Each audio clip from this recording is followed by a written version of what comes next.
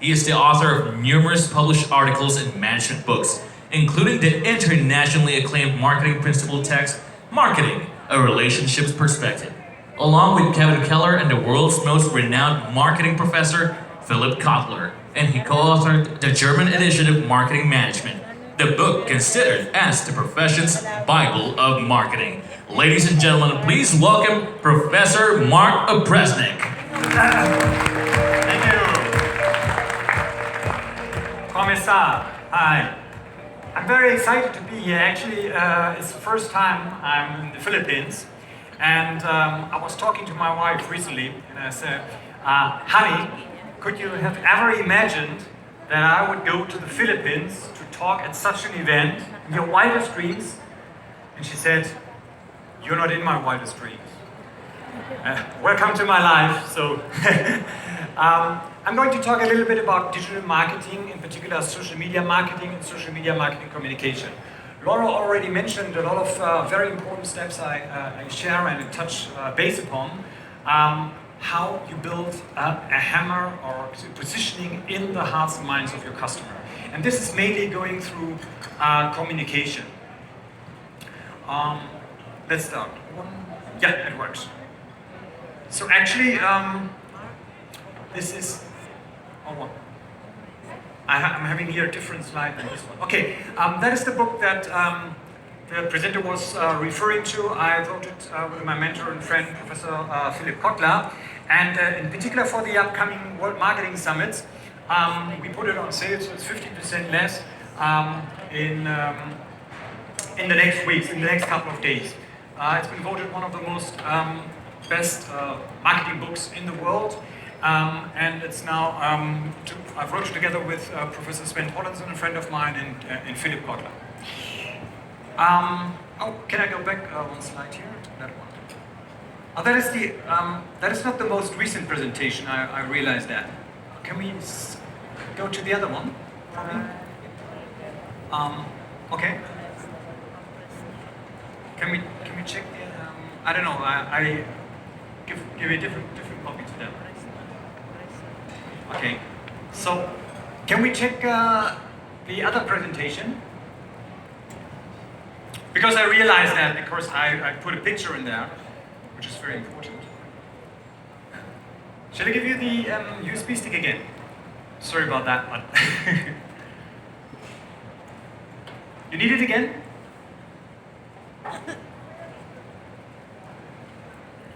Oops. Shall I go there?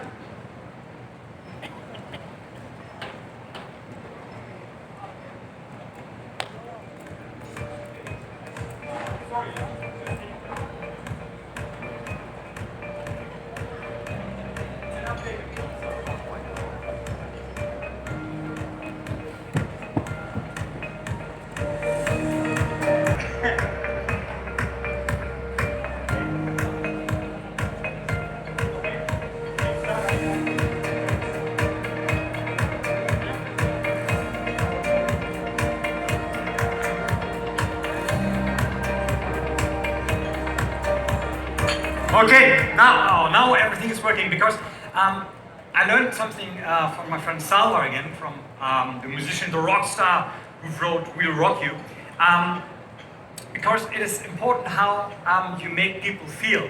And Philippine people make me feeling at home. The hospitality which I experienced, although I've been only here for one day, was enormous, because when I arrived at the airport, I wanted to share this picture with you. A young girl was approaching me and she wanted a picture and said, what are you doing? And I said, I'm kind of a teacher and I talk about marketing and social media. And she said, oh, can I have a picture with you? And so she's probably one of my youngest fans. Her name is Leonie. And I don't know whether she's on Facebook or any of the social media, but she was so cute. And yeah, and if you want to be in touch on social media, I'm on social media, and I wanted to share that. And for the next, I have a special thing. Just for the World Marketing Summit in Philippines and the upcoming, we are traveling to India as well and to Pakistan. Among the first new friends or subscribers or fans or whatever, I will give 50 books for free. So I will take some of the people who are subscribing to the channels and we'll give 50 books signed and dedicated to your name for free. Okay, so let's start quickly, because I don't want to take too much time for that. So what are the challenges we are facing all in this modern world? And I love this acronym, I'm always using that in all of my keynotes. We are living in a VUCA world. And this term is coming from the US military, and it is an acronym, and it describes what the world is like, which surrounds us, VUCA. So it's a world of volatility, it's changing more quickly than ever before.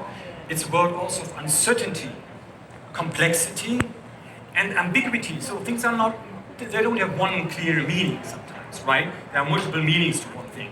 And I love that. So what does it calls for? What kind of actions and entrepreneurial activities are key and paramount in order to manage that? So we need a vision. We need a vision. What do we want to go? Build a better world through marketing, right? Or social entrepreneurship. We're listening to Dr. Kibria. We need to understand not only the customer, but all stakeholders, right?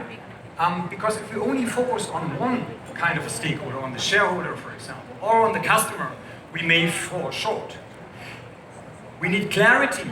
We need, what Lara said, we need a clear focus. And we need to be agile. We need to be quick. Quicker than ever before, because the world is changing. And we learned from Laura this morning that a lot of companies, they died. And we learned from Dr. Kabir that many of the Fortune 500 companies, some while ago, they're no longer existent. So, what are the challenges? VUCA changes all kind of managerial activity. In particular, the product life cycle is too shortened. Yeah? If you launch a product to the market, it is copied in an ever shorter period amount of time if the product is being successful, which is the building up of competitive advantage is ever more difficult because it's more of the same. And because of that, most competitive advantages, even if you have an advantage, if you are different to competitors, it is very easy in today's world to copy it. When Apple was launching the iPad, it just took Samsung 6 weeks to copy the iPad and to launch the Galaxy Tab. And Apple took them to court and said, you copied our product. And courts and judges proved that Samsung was right about that. But what, Apple was right about that. But what did Samsung do? Samsung changed the design of the product slightly, and another 6 weeks later, they were able to launch the Galaxy Tab, which was being similar copy to the Apple iPad. So it just took 12 weeks for Samsung to follow up in Apple's footsteps. And that is a challenge. I had it here for bicycle helmets. You can see more and more products, they're all the same. You can do it with fridges, you can do it with cars, you can do it with ties, you can do it with corporate social responsibility programs, whatever. And what is also remarkable is that all the products, they are of equal quality. And that is what you said as well, right? So that is what is expected anyhow by the customer. That every company is saying, we're having a good product and we have superior quality, etc., etc. But it is more becoming homogeneous. So how do you stand out of the clutter? That is the main question. It is not the main question whether you're different or not.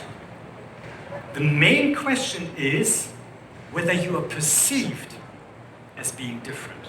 Because if the customer doesn't know, or the stakeholder doesn't know that your company is there, and what your unique selling proposition or whatever is, and your focus is, you're not recognized. So, and here communication comes in.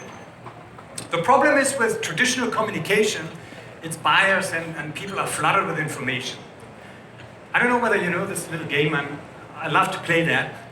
If you try to read what's written in the box here and count how many times the letter F is in this sentence here.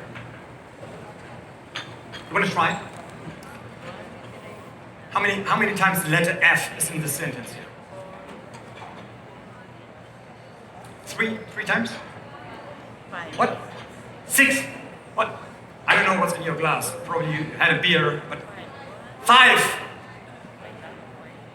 Who's in favor of 3? 3. Who has 3? 3? Some people are having 3, 4, 5, 6. Interesting.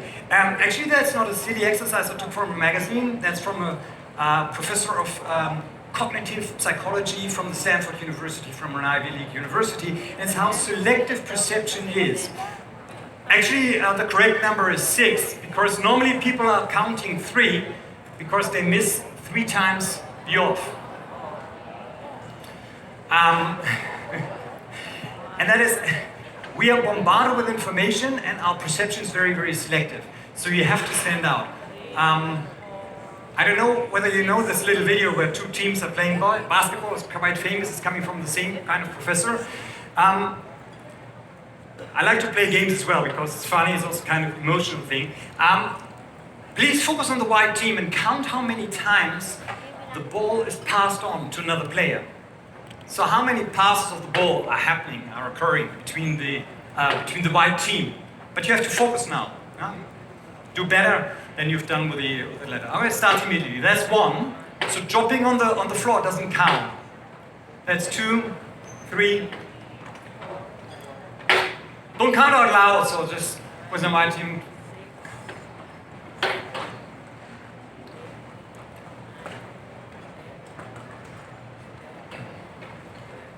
Yeah, it's kind of confusing, isn't it? Okay, that's the game, right?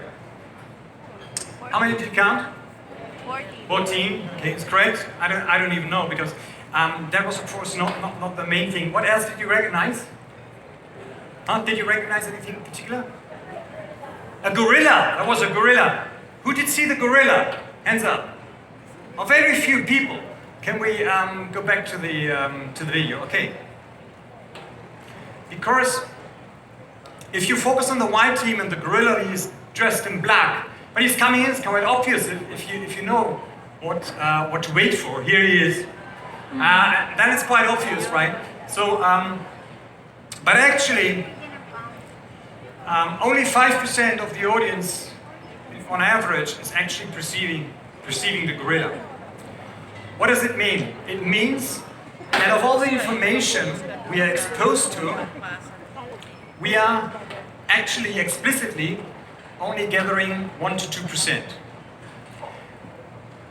So, social media is a very, very powerful tool, and it's a tool that's been used by all kinds of generations to build a sustainable competitive advantage, a communication advantage. Because in the past, customers were kind of like dogs.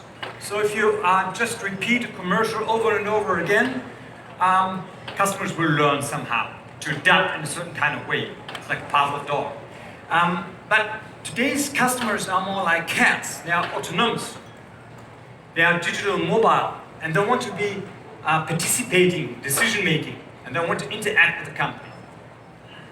In the past, communication was happening more in dialogue form. So companies were talking to customers, and they were looking for sales, and they were looking for turnover, but they were not really entering up in dialogue. In today's world, it's more a communication among equals, and tomorrow, and already sometimes now, it is that customers dominating communication. I always like to use this metaphor. I'm also using that as one of my standard slides, using this metaphor over and over again, that in the past, companies have been playing bowling, right? So they throw a communication message towards a specific audience, right? And then they wait for some kind of reaction, like I mentioned. But today, it should be more like pinball. So you kick in the ball, and the ball goes to one customer, and so one bumper, and it's passed on to another customer, and it's passed on to another customer. It's coming back to the company kicks back the ball in again, etc., etc. What is the main difference here? It's the interactivity, and it's also loss of control, right? Now that is what companies are a bit anxious of, because they say, now when I'm no longer in control of how my message is being perceived by the customers, then I shouldn't be in social media. But we work with a lot of people. We work for Google, Facebook, Amazon, Apple, and Nike. And For example, I learned one thing from Google, working with Google. One vice president at Google told it to me. He said, you cannot un-Google yourself. That is a great learning. What does it mean? A lot of companies we are working with are saying, our audience is too old, and social media is only on YouTube. There are only cat videos being liked, and that's not relevant for us, and we are a very serious organization, etc., etc. But even if you decide not to be on Facebook or Twitter or Instagram, doesn't mean that there's no noise, no communication, no talk about your products and your company. So that is where a lot of companies, and that is what I would like to challenge yourself also, having a blind spot. They're not so much aware of that. I was recently at a big Fortune 500 company, and they said, oh, we have a new kind of tool now. We have a social media report. I say, oh, wow, that's great. What's in the social media report? What do you track? What are you looking at, right? And they said, oh, we are tracking sentiments, for example. How many comments on the internet and social media is positive or how much is negative? And we increased the positive ones from 95% to 97%. And I said, okay, what about the 3% negative? How much are there? Oh, these are just 5,790 people last year. And I said, what about those 5,000 people? What did they write about? And then they said, oh, we don't know. That's not what we are tracking. We're just tracking the percentage, but we are not looking into that. So that is, of course, a lot of potential. Can we take this a little bit louder, the video?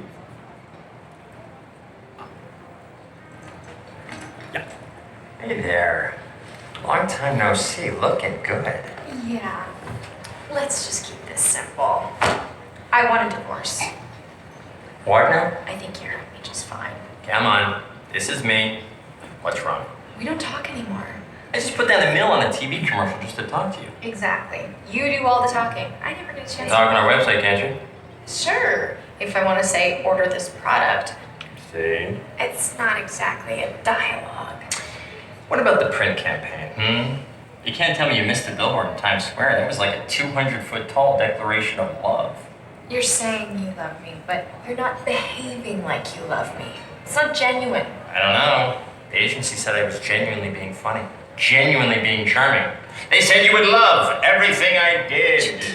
Stop, you're not doing a radio commercial. Look, whether you're funny or not, it's just, I've changed, and you haven't. I mean, we don't even hang out in the same places anymore. You're not even listening, are you? Coupons. You want coupons, don't you? Look, come by the store. I got 2 words for you. Loyalty, reduction. Am I right? That was it, wasn't it? Let's just hug. If you knew me, you'd know I don't care about that. No, sweetheart, I know everything about you. You're 28 to 34. Your online interests include music, movies, and laser hair removal. You have a modest but dependable disposable income. Am I the only one not getting the problem here? I'm out of here. Oh, come on. Don't be like that.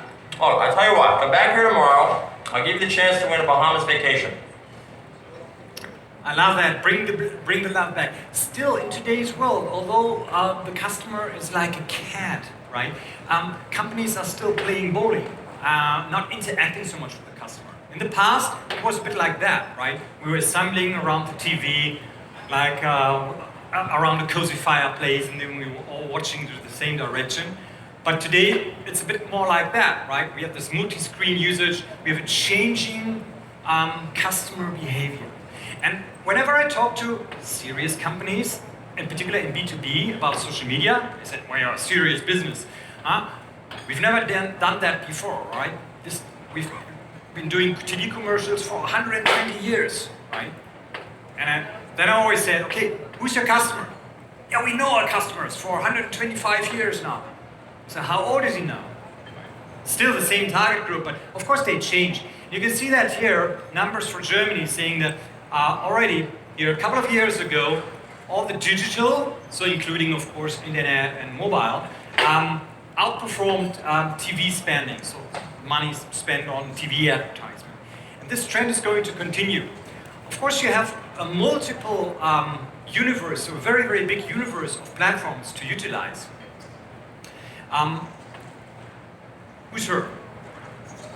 Madonna, of course. Guess how many times her YouTube channel has been accessed the last 4 years?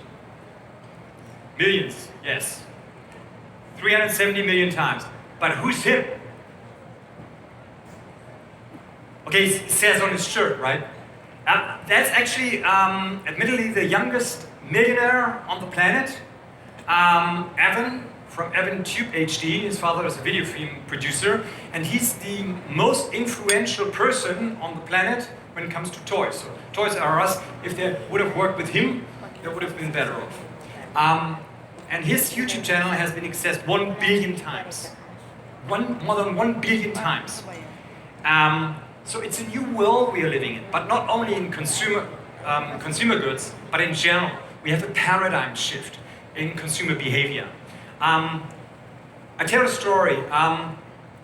Last year, I had a female friend of mine was visiting our house, and the young daughter was Sophia, and she was coming with this female friend, and she was 11, and she was about to turn 12, right? And I said, Sophia, what do you want for your birthday? And she said, a Michael Kors handbag. And I said, oh my gosh, you're 11 and you're becoming 12 and you want a Michael Kors handbag. Oh, I work in marketing a little bit, and tell me, what did you make your wish for a Michael Kors handbag, right? Did you watch the TV commercial? And she's looking at me like, I don't know, are you from another world? Nobody's watching TV. I said, oh, I know your mom is watching TV regularly, right? I kind of call her on Sunday afternoon because she's watching this kind of TV show, right?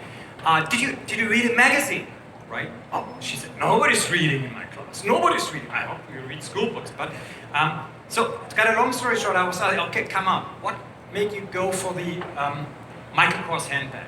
And she said, well, that was Selena Gomez was just posting last week on the Instagram as the must-have accessory of the week.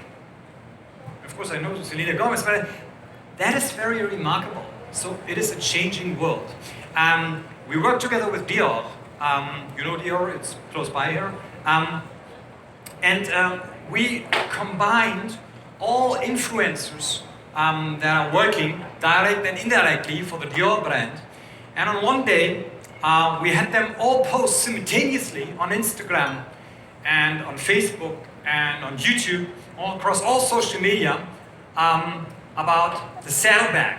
And we set up a separate hashtag for that, and the traffic increased tremendously, nearly 1,000% increase and more than 250% increase in sales, just in one day. Why is that working? Because those people are more believable, they're more authentic. They come across as being, I don't know, something like a good friend. That is what I just edited. I don't know who's liking James Bond, who's into the Bond movies. I'm a great fan. Also, of course, of Daniel Craig. Have you seen the new Bond movie? No Time to Die? No, because it's not out yet, right? But the sweatshirt Daniel Craig is going to wear in the film, the first production is already sold out. How?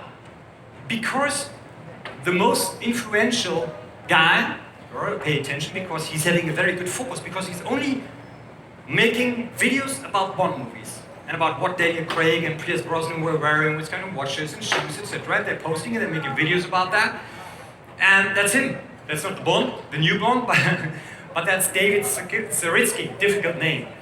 And he was just making a movie, a very short film, when he's reporting about the new sweater Daniel is going to wear in the movie, and that made the sweater being sold out globally. That is the explanation for that. And that is what has been mentioned over and over again by my fellow colleagues as well.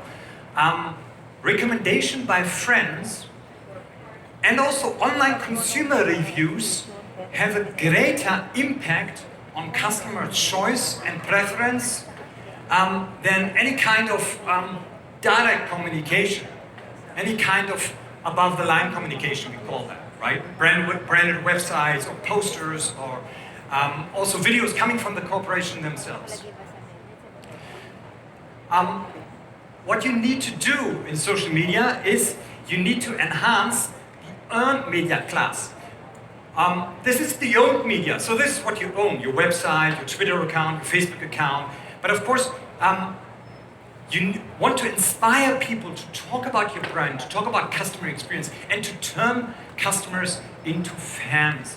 That's what Sala was singing about and talking about. And how do you do that? Basically, simply speaking, 3 components. Storytelling, it's a very, very big thing. We cannot go too much into depth, but just read a little bit about content marketing. So if you have a wider content which is appealing to the target group, that is not directly and that does not necessarily need to be related to your product, that can help to sparkle, to enhance conversations. And those stories, they need to be worth spreadable. So people need to be interested in spreading that because it makes them laugh or cry or whatever, wonder whether this is real or not real. And you need to offer a value, and that is what we were taking from Dr. Sadia Kibria's presentation as well, that transcends your ordinary product and service. It goes beyond that, ideally speaking. We cannot look at founder of Dollar Shave Club. We cannot look at everything. That is an example here I'm giving to you. That is from a B2B company, it's Volvo Trucks. And